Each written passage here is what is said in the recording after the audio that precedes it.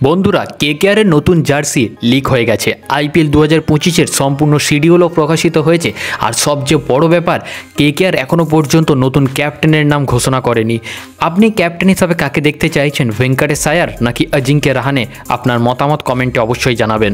আমি আগের ভিডিওতে বলেছিলাম আইপিএল 2025-এর শিডিউল যে কোনো সময় আসতে পারে, আর অবশেষে সেটা চলে এসেছে। কেকেআরের প্রথম ম্যাচ রয়েছে আরসিবির সঙ্গে এবং শেষ ম্যাচটাও কিন্তু আরসিবির সঙ্গে।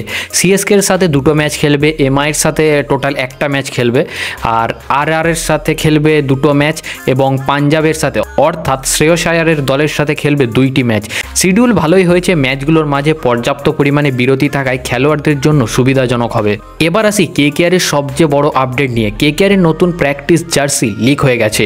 কেকেআর এবার তাদের কিট ম্যানুফ্যাকচার পরিবর্তন করেছে, নতুন জার্সির ডিজাইনেও অনেক পরিবর্তন এনেছে। স্ক্রিনে তোমরা জার্সিটার ছবিটা দেখতে পাচ্ছ।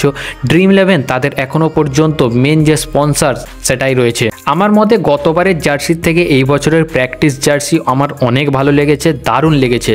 যেহেতু প্র্যাকটিস জার্সি লিক হয়ে গেছে, তাই আশা করা হচ্ছে মূল জার্সিটা খুবই শীঘ্রই প্রকাশিত হবে। গতবার অনেক দেরিতে তারা জার্সি রিলিজ করেছিল, কিন্তু এবার কিছুদিনের মধ্যেই আশা করা যাচ্ছে তারা নতুন জার্সি এনে ফেলবে।